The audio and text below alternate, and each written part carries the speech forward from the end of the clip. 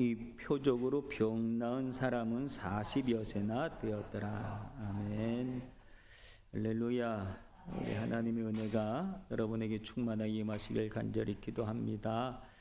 오늘 본문에 있는 내용은 그 베드로와 요한이 성전 미문에 앉아 있던 나면서부터 안진뱅이 되었던 그를 일으키고 난 다음에 일어난 문제, 그 문제들입니다.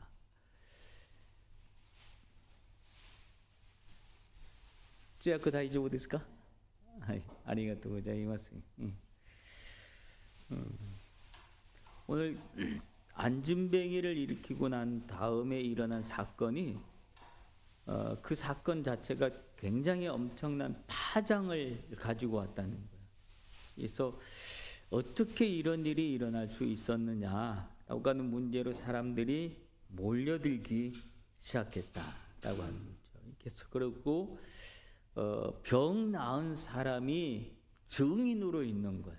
증인으로 있고, 그러니까 이 사건을 놓고 어떻게 해야 될지 그들이 막 안절부절하는 거예요.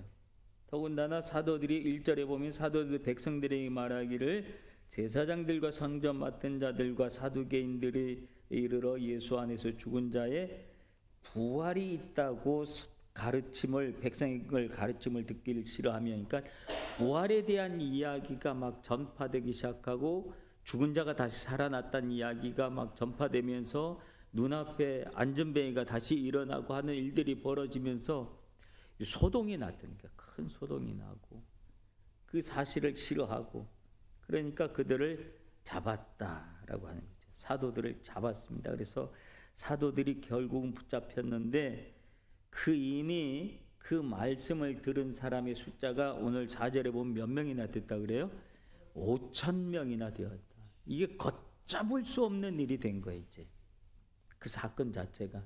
그러니까 어떻게 보면 예수님 사건 때, 예수님 때도 계속 3년간 놀라운 기적과 이적이 일어나서 이제 예수를 잡아 죽였고, 그래서 그걸로 끝났다고 생각했는데 이제 그 이후로 더 큰 일들이 벌어지는 거예요. 이제 예수님 말고 예수님의 제자들, 사도들이 또 기적을 일으키기 시작하는데 예수님이 행했던 그 기적을 똑같이 막 행하기 시작하고, 그러니까 야, 이걸 어떡하냐. 사람들은 요동하고 그 말을 듣고 벌써 5,000명씩이나 그 말을 듣고 막 예수를 믿고 싶어하고 막 이 요동치고 있는 이 상황 속에서 이 상황을, 이 군중들을 잘 다스리지 않으면 큰일이 일어나겠다라고 하는 그 위기감, 이런 것들이 그들에게 팽배하게 있었다는 거예요. 결국은 그들이 5절에 보면 공회 앞에 서게 됩니다. 이튿날 관료들과 장로들과 서기관들이 예루살렘에 모였는데 대제사장 안나스와 가야바와 요한과 알렉산더와 대제사장 문중이 다 참여해요. 그 회중이 열린 거예요. 공회가 열린 거예요. 이 일을 어떻게 처리할지 단독으로 해결할 수 없으니까 이제 공회로 모여서 이 일을 고민하기 시작하고 그러는 거죠. 근데 이 자리가 어떤 자리였는가 하면 마태복음 26장에 보면 예수님을 심판했던 그 자리예요. 예수님을 심판했던 그 자리. 오늘 보면 마태복음 26장 볼까요? 마태복음 26장을 한번 봅시다.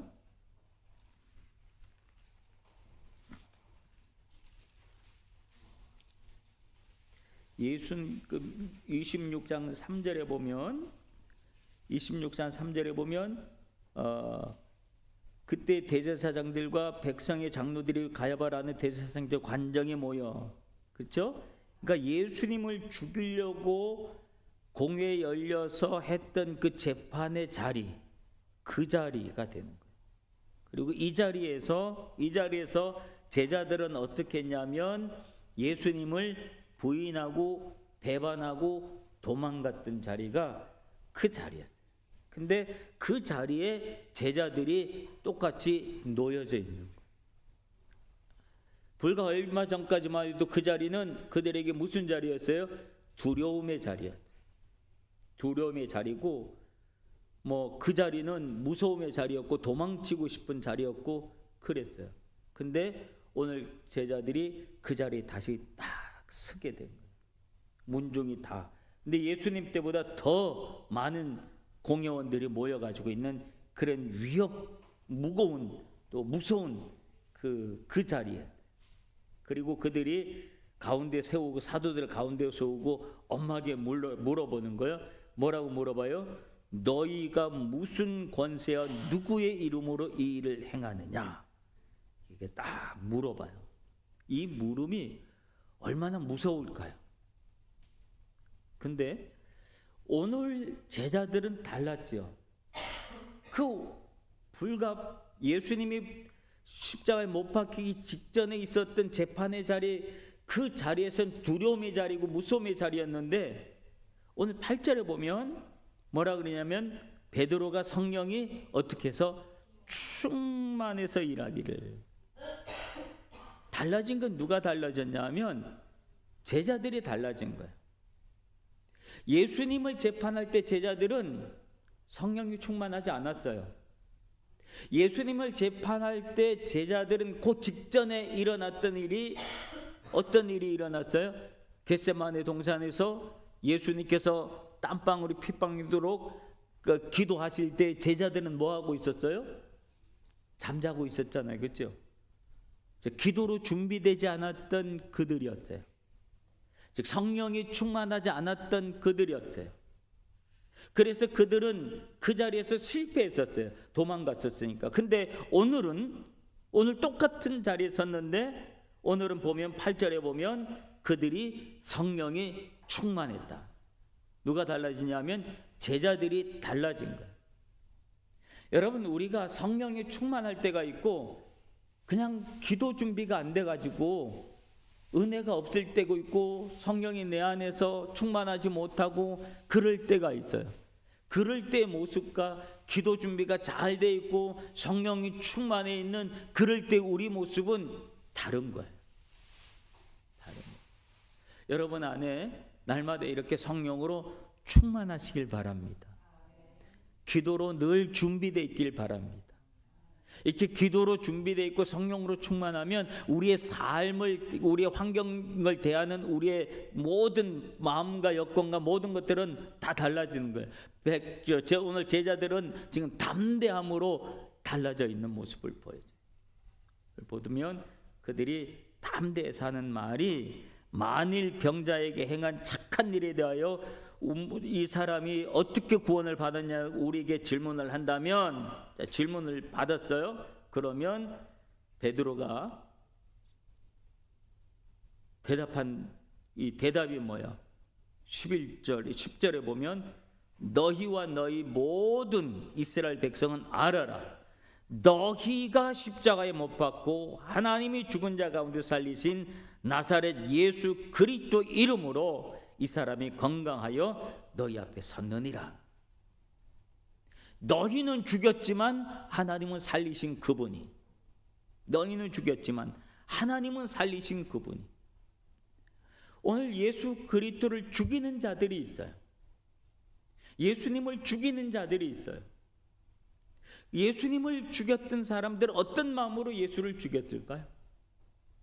예수에 대해서, 예수의 등장으로 기득권에 있었던 사람들이 자기의 위치가, 자기가 가지고 있었던 기득권이 빼앗겨질까 봐 두려워했던 사람들이 예수님을 죽였어요. 그리고 예수님 앞에 배반감을 느꼈던 사람들이 예수님을 죽였어요. 그 배반감을 느꼈던 사람들이 누구냐 하면 백성들이에요. 어떤 백성들이에요? 메시아에 대한 기대감을 가지고 있었던 그 백성들이잖아요. 그들은 예수님에 대해서 어떤 기대감을 가지고 있었어요? 예수가 메시아로 오셨다라고 하는 사실을 듣고 그들은 기대를 했어요. 어떤 기대를? 예수님이 세상을 뒤바꿔 놓을 기대를 했던 거예요. 예수님이 왕으로 등장을 해서 이 로마, 이 악한 정권을 다 물리치고 그리고 우리에게 자유를 주고 새로운 권력을 쟁취하고 그런 나를 기대했는데, 그런 메시아를 기대했는데 예수가 보여준 메시아의 행실은 전혀 달랐어요. 죽는다 그래요. 십자가를 진다 그래요. 자꾸 죽는다 그러니까 사람들은 배반감을 느낀 거예요. 그래서 배반감 때문에 우리가 생각했던 메시아는 저게 아니야. 우리가 생각했던 예수의 상, 메시아의 상은 저 모습이 아니야. 그래서 배반감 때문에 예수님 십자가에 못 박으라. 우리가 기대했던 거 아니다. 저 양반 보니까 우리가 기대했던 메시아가 아니야. 그래서 십자가에 못 박아버렸다. 못 박으러 외쳤다는 거예요. 막 오히려 거꾸로 빌라도는 놔주려고 애를 썼는데, 그죠? 빌라도는 놔주려고 애를 썼는데 백성들이 더 막 안 된다, 안 된다, 죽여야 된다. 그래서 죽였던 거예요. 그래서 너희가 십자가에 못 박고, 너희가 십자가에 못 박고, 그러나 하나님이 죽은 자 가운데 살리신 나사렛 예수 그리스도, 우리는 죽였지만 하나님은 살리셨다. 여러분, 하나님은 우리를 살리시는 분이신 줄로 믿습니다. 하나님은 예수님을 죽음에서 살려주셨던 것처럼 우리도 죄악으로 죽었던 우리들의 모습을 예수 안에서 우리를 다시 살려주신 줄로 믿습니다. 그래서 베드로가 담대함을 얻어서 그 예수를 만났으니까, 그러니까 이 나사렛 예수 그리스도의 이름으로 이 사람이 건강하게 됐다. 그리고 이 예수는 너희 건축자들의 버린 돌로서 집 모퉁이의 머릿돌이 되셨다. 머릿돌이 뭔지 아죠? 건축을 할 때 제일 먼저 놓는 돌, 그걸 머릿돌이라고 해요. 머릿돌이 이 대단한 역할을 하는 것 같지만, 사실은 상징적으로 갖다 놓는 돌이거든요. 예수님을 기초로 놓은 거예요. 너희는 버린 돌이었지만 하나님 버린 돌을 갖다가 머릿돌로 삼아 놓았다. 그리고 그 예수 그리스도를 중심으로 해서 건물을 올리신다. 다른 이로서는 구원을 받을 수 없나니 천하 사람 중에 구원을 받을 만한 다른 이름을 우리에게 주신 일이 없다. 야, 이런 담대함이 어디서 나올까요? 이런 담대함. 불과 얼마 전까지만 해도 두려움 속에서 떨었던 사람들이고, 제사장 그러면 두려움의 대상이었고 무서움의 대상이었고 그랬는데, 무엇이 이 사람을 이렇게 바꿔놨냐? 성경은 한마디로 얘기해요. 성령이 충만하여. 성령이 충만하여. 오늘 우리에게도 이 성령의 충만함이 있어야 합니다. 그러면 예수 그리스도를 담대하게 증거할 수 있게 되는 줄로 믿습니다. 근데 예수를 증거하는데, 오늘 우리는 예수님을 문화적으로 증거하려고 하는 그런 경향들도 있어요. 야, 교회 나와봐, 좋다, 마음이 편해진다. 야, 교회 나와봐, 맛있는 거 준다. 교인들이 얼마나 좋은지 몰라, 되게 따뜻해진다. 교회 나와봐, 좋은 일이 있을 거야. 우리가 그리스도의 복음을 전할 때 이런 식으로 복음을 전한다는 거죠. 근데 진짜 내용은 그게 아니에요. 마음이 따뜻해지고 마음이 편안해지고 또 뭔가 위로가 되고 위안이 되고, 복음의 내용은 그게 아닌 거예요. 그거는 사실은 절에 가도 그런 걸 느낄 수도 있어요. 다른 데 가도, 신사에 가서도 그런 느낌을 가질 수도 있어요. 근데 우리가 전해야 될 복음 사실은 그게 아니에요. 우리가 전해야 될 복음은 뭘까요? 예수 그리스도. 야, 우리가 예수 믿으면 구원받아. 우리 죄를 용서받는데, 죄로부터 우리가 자유한데, 주님이 십자가에서 우리 죄를 다 지고 십자가에 못 박혀 돌아가셨대. 그리고 그 사실을 믿기만 하면 우리는 하나님의 자녀가 되어진대. 나는 그걸 믿어. 너도 믿기를 바래. 복음의 내용이잖아. 근데 우리는 복음의 내용을 세상적인 어디에서도 느낄 수 있는 문화적인 모습으로 복음을 다시 포장을 해서 자꾸 이 순하게 이렇게 하려고 하지만 사실 복음의 내용은 순한 내용이 아니에요.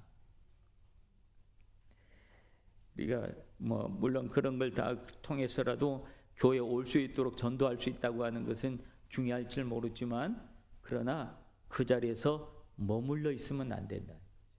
우리 신앙의 동기는 언제나 예수 그리스도의 십자가를 향하여 나아올 수 있도록 만들어야 하는 줄로 믿습니다. 오늘 베드로의 설교 내용 속에서도 그런 내용을 하잖아요. 이 법정 앞에서 나사렛 예수 그리스도 얘기하고, 십자가에 못 박혀 너희가 십자가에 못 박았던 그 예수를 하나님이 살리셨다라고 예수님의 부활에 대한 이 논리로 이 제자들이 항변하고 있는, 변론하고 있는 그런 모습을 볼 수가 있잖아요. 다른 이로서는 구원을 받을 수 없다. 다른 이름으로 구원받을 수 없다. 천하 사람 중에 구원받을 만한 다른 이름을 우리에게 주신 적이 없다. 그러니까 오로지 구원은 예수 그리스도만으로 구원이 이루어지는 줄로 믿습니다. 세상에 많은 종교들이 여기도 구원이 있다, 저기도 구원이 있다 그러면서 종교다원주의자들, 그런 이들도 있지만, 뭘 믿어도 우리 마음의 문제다 그러는 사람들도 있지만, 성경은 그렇게 얘기하지 않아요. 예수 그리스도만이 우리의 구원자인 줄로 믿습니다. 그리고 그런 이 담대함을 가지고 증거하는 그 사도들의 모습을 보면서 13절에 보면 어떤 얘기를 하냐면, 그들이 베드로와 요한이 담대하게 말함을 보고 그 원래 뭐 없는 사람으로 알았다가 학문이 없는 사람으로 알았는데, 야, 이상하다. 저 사람들이 말을 저렇게 잘했나? 근데 그 말을 저렇게 잘했나 그랬는데 답이 있어요. 무슨 답이 있냐면, 전에 예수와 함께 있던 줄 알고 그래. 예수와 함께 있었던 자들이다, 저 사람들. 무식했지만, 배운 것이 없었지만, 학문이 없었지만, 지식이 없었지만, 그러나 어떻게 저렇게 담대하게 앞에 있는 서기관들, 대제사장들 얼마나 많이 배운 사람들이고 얼마나 대단한 사람들이에요.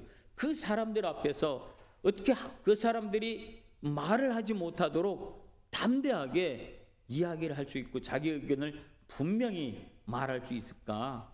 이상하다. 그랬는데, 예수와 함께 있었던 자들이지 라고 하는 답을 그들이 얻었다라고 하는. 여러분, 공예는 언변이나 논리로 얘기한 것이 아니라 그들이 이해했던 것은 예수와 함께 있었던 사람, 그 사실에 놀랬다고 하는 거예요. 여러분, 우리는 예수와 함께 있었던, 예수와 함께 있는 사람의 흔적이 나타나야 됩니다. 오늘 제자들의 모습 속에서 그들은 그 흔적을 본 거예요. 예수님과 함께 있었던 그 흔적을 본 거예요. 여러분, 우리가 예수 그리스도를 믿으면서 우리 신앙의 연륜에 따라서 우리가 예수와 함께 있었던 흔적들이 내 안에서 나타나야 돼요. 예수와 함께 있는 흔적. 우리의 언어 속에서, 우리 언어 생활 속에서, 우리의 인격 속에서, 우리의 품격 속에서 예수와 함께 하고 있었던 그 흔적들이 나타나야 돼. 우리가 말하는 것들이 달라져야지 되는. 우리 말하는 것이 세상 사람과 똑같다고 한다면 그 우리가 예수와 함께 있었던 흔적이 없는 사람들이에요. 뭐라도 달라야 돼요. 뭐라도. 여러분의 모습 속에서, 삶의 모습 속에 그런 예수의 흔적이 있기를 바랍니다. 이 흔적이 있는 사람은 어느 곳에서도 그리스도인으로 살아가게 돼요. 자기 정체성을 가지고 살아가는 사람들이 되어줄 수 있다. 우리에게 제일 중요한 게 정체성이잖아요. 내가 누구냐라고 하는 정체성. 그 정체성이 분명한 사람은 세상의 어떤 상황 속에서도 담당하게 살아갈 수가 있고 똑바로 살아갈 수가 있습니다. 근데 내가 누구인지 모르면 이리 왔다 저리 왔다가 이것도 한번 했다가 저것도 한번 했다가 막 우리가 헷갈리는 거야. 우리의 정체성이 분명하면 좌우로 치우치지 아니하고 우리가 똑바로 목표를 향해서 나아갈 수 있는 줄로 믿습니다. 근데 우리의 똑바로 목표는 뭐냐면 예수 그리스도에게 있다라고 하는 사실이죠. 그러니까 병 나은 사람이 함께 있었던 사실 때문에 저 제자들이 하는 말을 어떻게 그 많이 배우고 그 많은 권력이 갖고 있는 사람들도 어떻게 하질 못하는 거야. 어떻게 할 줄을 모르는 거예요. 그래서 뭐라 그러냐면 14절에 보면 또 병 나은 사람이 그들과 함께 서 있는 것을 보고 비난할 말이 없는지라 그러니까요. 비난할 말이 없다. 증인이 있으니까 비난할 말이 없다니까. 부정하고 싶은데 부정을 못하는 거예요. 분명한 증인이 있으니까. 병 나은 사람이 오늘 보면 몇 살이라 그래요? 40세가 되었다니까. 어린애도 아니고 나면서부터 안전병이었다는 사실을 40년 동안 한 번도 잃어본 적이 없었는 사실을 모든 사람이 다 알고 있었다는 거지. 그 사람이 지금 병이 나서 일어나가지고 막 걷기도 하고 뛰기도 하며 하나님을 막 찬양하다가 지금 제자들이 막 재판을 받고 있는데 이 병 나은 사람이 그 증인으로 내가 여기 증인이야 그리고 그 옆에 딱 서 있는 거예요. 그러니까 증인이 있고 어떻게 부인할 말이 없을 만큼 그들이 입이 칵 닫혔어요. 그랬더니 야 명하여 궁에서 나가라 하고 야 너희들 좀 나가 있어. 그리고 자기들끼리 의논을 하는 거예요. 의논을 하는데 의논을 뭐라 그래요? 이 사람들이 어떻게 할까? 그로 하여금 16절에 보면 말미암아 유명한 표적이 나타난 것이 예루살렘에 사는 모든 사람에게 알려졌지 우리도 부인할 수 없다니까. 이 예루살렘 성 전체의 소문이 막 엄청난 파문을 일고 흘러간 거지요. 그래서 그들이 할 수 있는 일은 일이 민간에 더 퍼지지 못하게 위협을 하는 것, 즉 협박을 하는 수밖에 없다. 협박을 해서 예수의 이름으로 말 못하도록 그렇게 협박을 하자. 그들이 할 수 있는 최선의 방법이 이거였다. 그랬더니 뭐라 그래요? 그들의 이름으로 말하지도 말고 가르치지도 말라 했지만 베드로와 요한이 대답해서 하는 말이 이게 더 대단한 말을 하는 거예요. 뭐라 그래요? 19절 시작. 베드로와 요한이 대답하여 이르되 하나님 앞에서 너희 말을 듣는 것이 하나님의 말씀 듣는 것보다 옳은가 판단해라. 야, 담대하지요. 너희 말 듣는 게 낫냐 우리가 하나님의 말을 듣는 게 낫냐? 너희가 판단해봐라. 너희 제사장이잖아. 너희 서기관들이잖아. 너희 바리새인들이잖아. 너희들 하나님을 섬기는 사람들이잖아. 야, 내가 누구 말을 들을까? 너희 말을 들을까? 하나님 말을 들을까? 누구 말을 들을까? 너희가 판단해봐라. 너희들은 뭐라 그러든 우리는 20절 우리는 보고 들은 것을 말하지 아니할 수 없다. 복음의 증인은 이런 삶을 사는 겁니다. 증거가 분명한 사람은 이걸 말하지 않고선 견딜 수 없다. 내가 보고 들은 거니까. 그리스도인의 증인이 된 삶을 산다는 것은 보고 들은 것이 있어야 증인된 삶을 사는 거예요. 보고 들은 것이 없으면 증인된 삶을 내가 살아갈 수가 없어요. 여러분, 보고 들은 것을 우리는 우리식 표현으로 뭐라고 얘기해요? 간증이라 그랬잖아요. 간증. 간증은 그거예요. 간증. 이 간증이 보고 들은 거야. 예수 그리스도에 대해서. 여러분에게 이 간증이 많기를 바랍니다. 간증이 많으면 마음에 담대함이 있고요. 확신이 있고요. 그리고 어떤 상황 속에서도 야, 예수 그리스도가 예수님이 어떤 분인 줄 알아? 그러면서 분명하게 이야기할 수 있는 문화적 예수로 얘기하는 게 아니라 생명의 예수로 증거할 수 있는, 여러분 예수님을 생명의 예수로 증거할 수 있는 여러분들 되시길 바랍니다. 나를 구원하시고 나를 살리신 그 생명의 예수로 증거할 수 있는 여러분들이 되시기를 바랍니다. 제자들은 어떤 위협 속에서도 나는 그리스도의 증인된 삶을 포기하지 않을 거다 라고 하는 것을 선택했다고 합니다. 그리고 그것을 선포했다는 거예요.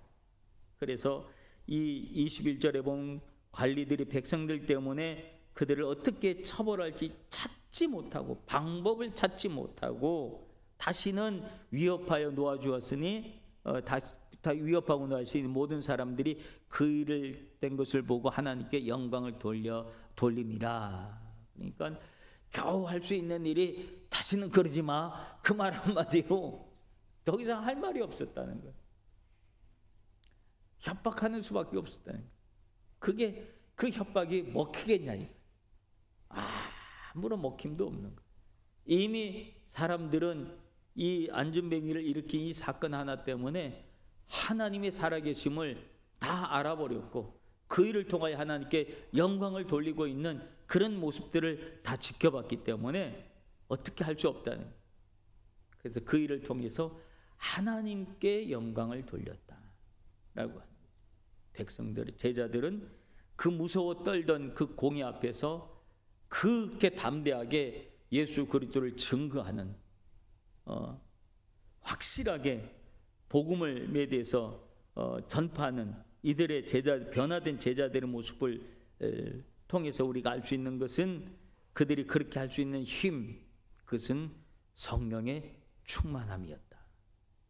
오늘 우리도 그 성령의 충만함을 얻어서 이 세상 속에서 복음의 담대함으로 살아갈 수 있는 여러분들 되실 주님의 이름으로 축원합니다. 오늘 말씀 기억하시면서 오늘 이 한 시간에 합심해서 기도하는 시간 갖도록 합니다. 하나님, 오늘 그 제자들의 이 영적 담대함처럼 오늘 우리도 예수 그리스도에 대한 어떤 간증이 있어서 그 간증이 복음의 담대함으로 나타날 수 있도록 성령으로 충만케 하여 주시옵소서라고 오늘 말씀 기억하시면서 우리 한 목소리로 기도하도록 하겠습니다.